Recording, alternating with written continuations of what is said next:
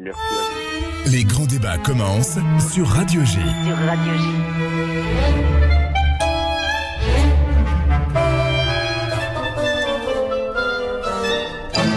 Christophe Barbier, bonjour. Bonjour Ilana, bonjour à tous. Merci Christophe d'être avec nous. Effectivement, un édito particulier ce matin, comme chaque matin, 365 jours après ce jour tragique du 7 octobre. Et partout, on l'entendait il y a quelques instants, en France, aux États-Unis, Sydney, Buenos Aires, des rassemblements seront organisés. Qu'est-ce qu'on a appris sur la France, Christophe, depuis le 7 octobre ? On a appris que la France restait un pays profondément antisémite. Je veux dire par là que l'antisémitisme qu'on pensait avoir éradiqué après des années d'éducation à la suite de la Shoah était resté tapi dans les profondeurs et qu'il est ressorti comme s'il sortait d'un tunnel lui aussi à l'occasion de ce 7 octobre. Ceux qui craignaient après le 7 octobre des ripostes, c'est-à-dire qu'on s'en prenne éventuellement aux mosquées, aux musulmans pour punir ce qu'avait fait le Hamas, ont été surpris par le fait qu'il n'y a pas eu de riposte, mais des répliques dans de grandes vagues. On a été noyé depuis un an de chiffres, de statistiques, de constats. Le dernier chiffre, un seul, 192% d'augmentation des actes antisémites au premier semestre 2024. C'est un chiffre du ministère de l'Intérieur. Parmi tous ces actes antisémites, paroles, actes, tags, incendie aussi, synagogue de Rouen, la Grande Motte, etc., attentats. Eh bien, moi je retiendrai une image, peut-être la plus terrible parce qu'elle me semble montrer à quel point l'antisémitisme est au cœur des individus et qu'il peut ressurgir à la moindre occasion. C'est l'arrachage des affiches d'otages. Des personnes bien sous tout rapport, en beau manteau avec leur petit cartable pour aller à l'université ou au bureau, se sont arrêtés devant un arbre, devant un panneau et ont arraché la photo d'un bébé, d'un enfant qui était otage du Hamas. Cette horreur-là, l'inhumanité de ce comportement-là doit nous interpeller sur ce qu'est la France. Alors si on regarde de plus près, on vivait tranquillement, si j'ose dire, avec l'idée qu'il y avait des petits restes d'antisémitisme dans notre pays, un reste très ancien d'antisémitisme chrétien, les Juifs ont tué Jésus, un reste d'antisémitisme néo-nazi, et puis cet antisémitisme issu du Proche-Orient qui depuis les années 70 faisait un petit parcours à bas bruit à l'extrême gauche, mais on s'en inquiétait pas. Or, on a vu que les deux premiers ont été balayés par le troisième. Il y a maintenant un antisémitisme islamiste, et pire peut-être, de complaisance avec les islamistes qui a complètement conquis notre pays, relayé par des forces politiques, mais on va en parler, je pense, à l'extrême gauche. Effectivement, malgré le fait que la communauté juive représente moins de 1% de la population française, 57% des actes racistes sont antisémites en France. Comment lutter finalement contre cette nouvelle ère de l'antisémitisme selon vous ? En étant impitoyable, il faut traquer, il faut dénoncer et il faut punir. On voit qu'il faut réarmer notre justice contre cet antisémitisme. Il faut être impitoyable avec les universités gangrenées, ce qu'on voit à Sciences Po, toute une jeunesse contaminée. Oh, ça vient des États-Unis, autant que du Proche-Orient. Mais l'idéologie est là. Israël est devenu la nation qui oppresse. Israël est devenu le nazi des Palestiniens. Il faut très vite taper sur ces idées-là et mener le combat intellectuel mais aussi judiciaire quand il le faut. Il faut aussi être impitoyable avec l'extrême gauche, cet islamo-gauchisme qui considère que le juif c'est le capitalisme, que le musulman c'est le nouveau prolétaire et qu'on va s'appuyer sur lui dans les banlieues de l'islam, dans les banlieues racisées, colonisées pour mener la révolution, obtenir le rouge par le vert. L'islamo-gauchisme doit être combattu tous les jours. Il est en progrès cet islamo-gauchisme. Un chiffre, la France insoumise entre 2019 et 2024 aux européennes a progressé de 50%, plus 1 million de voix. Alors on nous dit mais non, Glucksmann est passé devant, c'est pas du tout vrai, il a juste vampirisé les écolos. C'est Rima Hassan qui a été le moteur de cette élection pour la gauche radicale. Alors vous parlez de l'extrême gauche justement, et avant d'évoquer aussi la position d'Emmanuel Macron, c'est important de parler de celle de Jean-Luc Mélenchon. Jean-Luc Mélenchon qui veut voir des drapeaux palestiniens partout dans les universités françaises, qui a appelé notamment les étudiants à en mettre partout où c'est possible en réaction à la circulaire du ministre Patrick Hetzel, le nouveau ministre de l'enseignement supérieur, sur le maintien de l'ordre dans les universités. Et vous disiez, c'est vrai, la semaine dernière, Jean-Luc Mélenchon prépare sa célébration du 7 octobre. On y est là. On y est. Il la prépare en demandant de pavoiser. Alors, avec deux éléments. D'abord, pavoiser, c'est exhiber le drapeau. C'est leur coup d'éclat du 28 mai à l'Assemblée nationale avec de l'Ogu. Ils veulent le répliquer, le dupliquer, le répandre. Ensuite, il nous dit à partir du 8 octobre. C'est-à-dire que pour lui, cet événement géopolitique a commencé le 8 octobre. C'est quoi ? C'est une agression des Palestiniens par Israël. Le 7 octobre est effacé des tablettes, effacé de l'histoire. C'est du révisionnisme pur et dur. Et puis, poursuit un projet politique. Il l'a dit il y a quelques semaines à ses troupes. Il faut mobiliser la jeunesse et les quartiers populaires. Tout le reste, laissez tomber. On perd notre temps. Eh bien, il continue dans cette stratégie-là avec cette idée de pavoiser. Il veut mobiliser cette jeunesse-là, cet électorat dont il attend qu'il l'emporte au deuxième tour de la présidentielle en 2027. On n'y est pas. Et puis, il y a deux autres choses dans le discours de Jean-Luc Mélenchon ce week-end. C'est dire... Si l'Europe cessait la collaboration avec le gouvernement de M. Netanyahou, la guerre s'arrêterait immédiatement. Alors ça entre en résonance avec ce qu'a dit Macron, on va en parler, et c'est évidemment faux.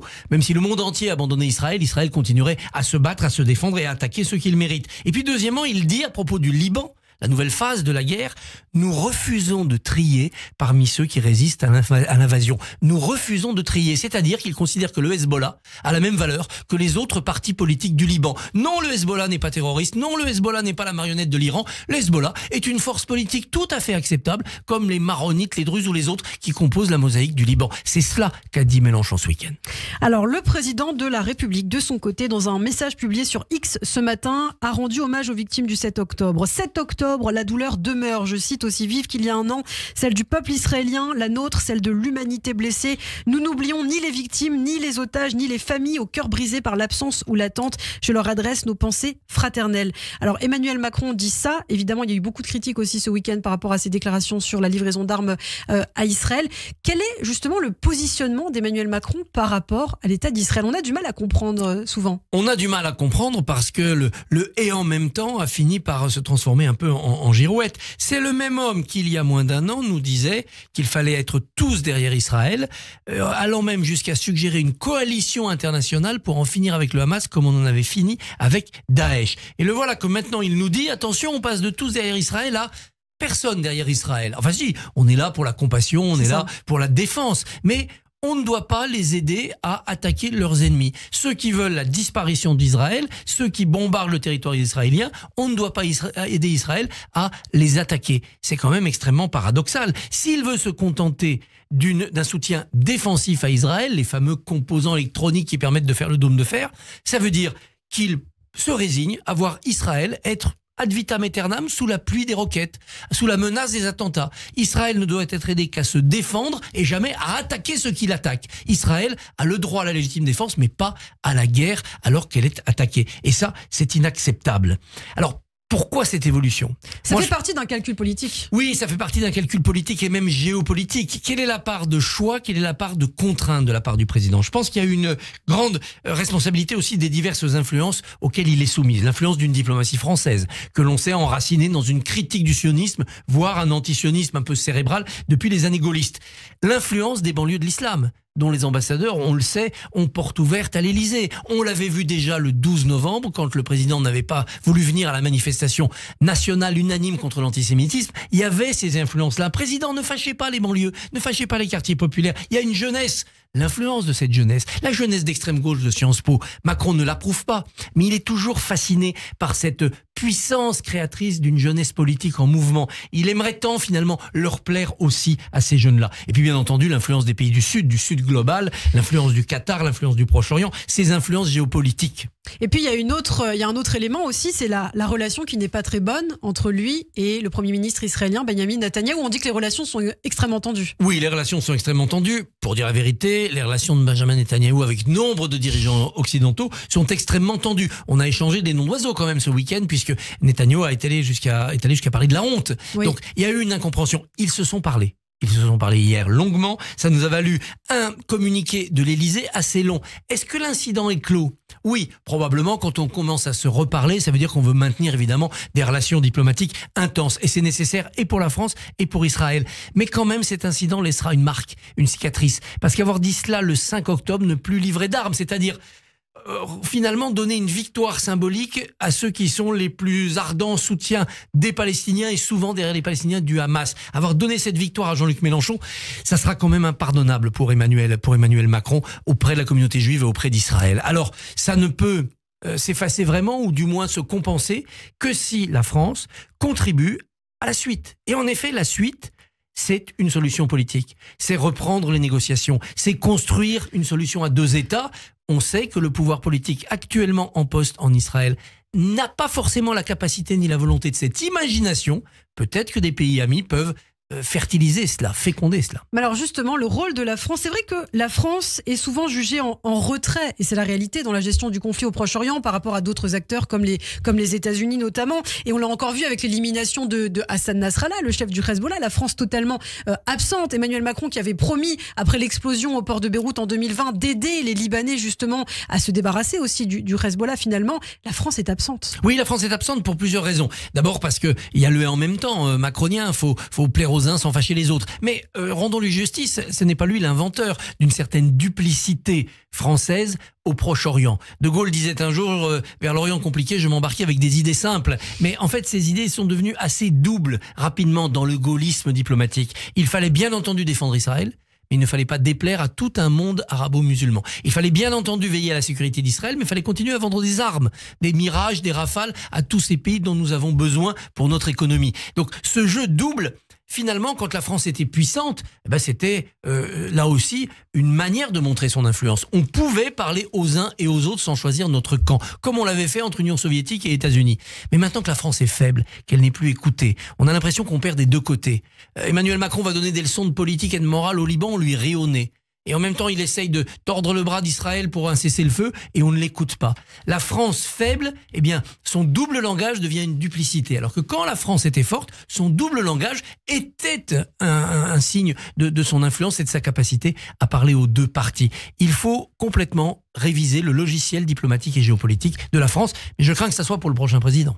Alors pour terminer, justement, on parle des tensions entre Benyamin Netanyahou et Emmanuel Macron. Le ministre français des Affaires étrangères, Jean-Noël Barrot, est en Israël aujourd'hui aussi pour des commémorations. La 12e chaîne israélienne a rapporté des tensions similaires justement entre le ministre français des Affaires étrangères et son homologue Israël Katz. Qu'en est-il? Est-ce qu'on a des infos? Oui, c'est tout à fait normal parce que ça a été l'écho de ce qui s'était passé en France quand Emmanuel Macron, devant le sommet de la francophonie, a dit qu'il fallait cesser de livrer des armes. Mais ce n'est pas très grave. D'abord parce que le programme de déplacement sur place de Jean-Noël Barrot est très riche, y compris du côté palestinien. Et puis c'est un démocrate chrétien, Jean-Noël Barrot.